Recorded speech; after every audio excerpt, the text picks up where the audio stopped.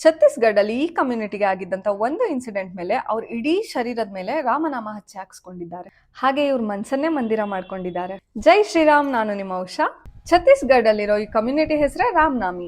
ಈ ಸಮುದಾಯದವರು ಅವ್ರ ಇಡೀ ಶರೀರದ ಮೇಲೆ ಪ್ರಭು ಶ್ರೀರಾಮರ ಗೋದ್ನೆ ಅಂದ್ರೆ ಟ್ಯಾಟೂ ಹಾಕ್ಸ್ಕೊಂಡಿದ್ದಾರೆ.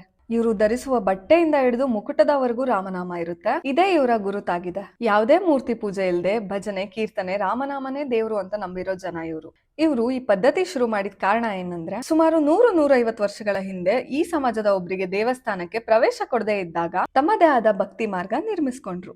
ಇಮ್ಯಾಜಿನ್, ಇವರು ಇಷ್ಟು ವರ್ಷಗಳ ನಂತರವೂ ಇದನ್ನ ಫಾಲೋ ಮಾಡ್ತಿದ್ದಾರೆ ಹಾಗೂ ಜೀವನದ ಪ್ರತಿ ಹಂತದಲ್ಲೂ ಪ್ರಭು ಶ್ರೀರಾಮರನ್ನು ಸಾಕ್ಷಿಯಾಗಿಸ್ಕೊಂಡಿದ್ದಾರೆ ಅಂದ್ರೆ ಇವರ ಭಕ್ತಿ ಎಂತದ್ದು ಅಂತ.